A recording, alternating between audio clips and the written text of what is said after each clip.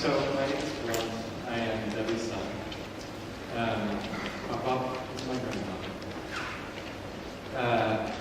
I am going to read a note from my sister Chantal, who lives in Australia and who could not be here.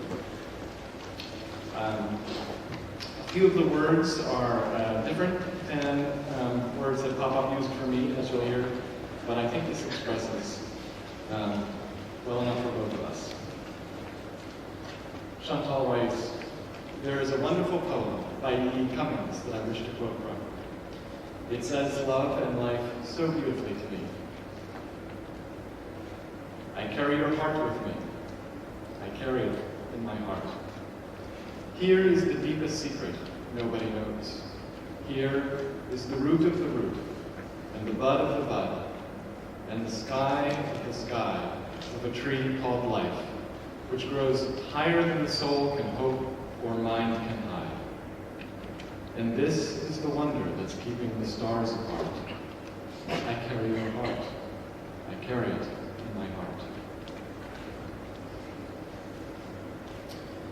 Chantal writes, "Thank you, Papa, for my life.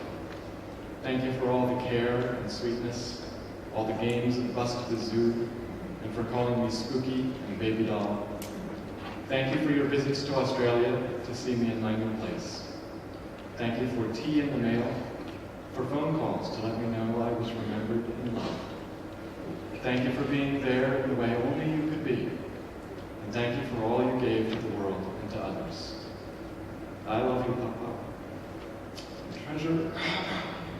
And treasure having had your presence, now the memory of your presence in my life. I carry your heart. I carry it in my heart, and always shall."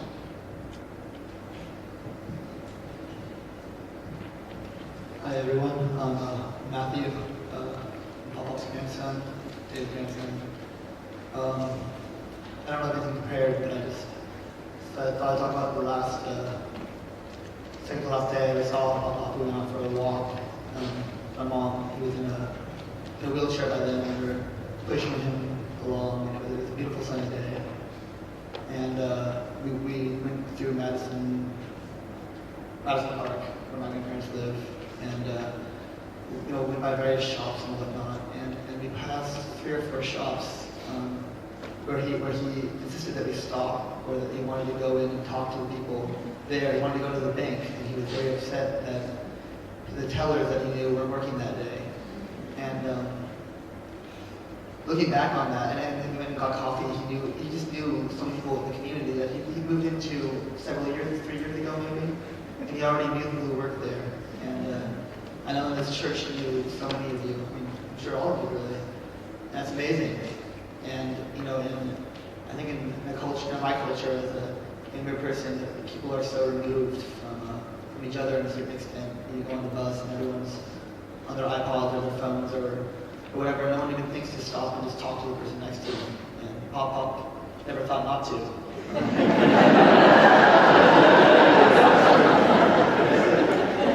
He really was a sparkle about life.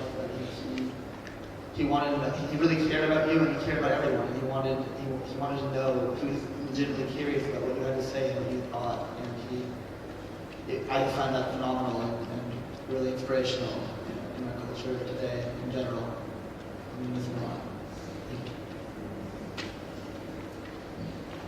So I'm the second youngest grandchild, and my name is Margaret.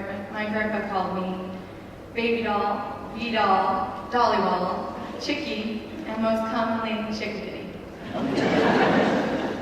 I responded to all. I was blessed that I grew up 5 minutes away from my grandma and my grandpa, and I was mutually raised by my mom and my grandparents. And I think it's interesting, we didn't really decide what all we were going to say necessarily with each other, but I'm hearing words that we're all saying. And for me, Grandpa's life was an adventure, and to Grandpa, life was an adventure. So when I was little, we lived in Kirkland, and we would take the bus, and we would go over 520, and we would go down to the waterfront, and we would go to the aquarium. spend the day at the aquarium, and then we'd take the trolley, and we'd go to Pioneer Square, and we'd take the bus all the way back. And for me, it wasn't just about going to the aquarium, it was the whole adventure of the day. And I think he really taught me about that. One time we went to Seattle Center and it started pouring down rain and we didn't have umbrellas.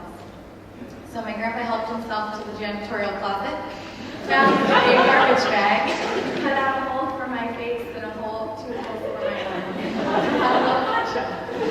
And I remember everybody thinking, wow, that's so clever. And he really knew how to fix things. He was a big fixer. He knew how to be creative. But he really taught me that attitude was a choice and to choose adventure. As I got older, he would ask about kids in school and ask if there was anyone that was left out. He would make sure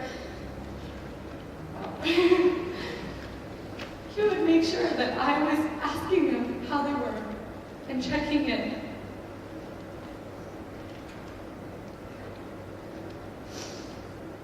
Well, he expected me to be a person that was actively inclusive. He taught me how to notice people and make them feel included. I shouldn't be crying, it's such a great thing. But I'm forever grateful for this lesson as it brought me new friends that I might never have found. My grandpa was called to noticing people and being a witness to their lives.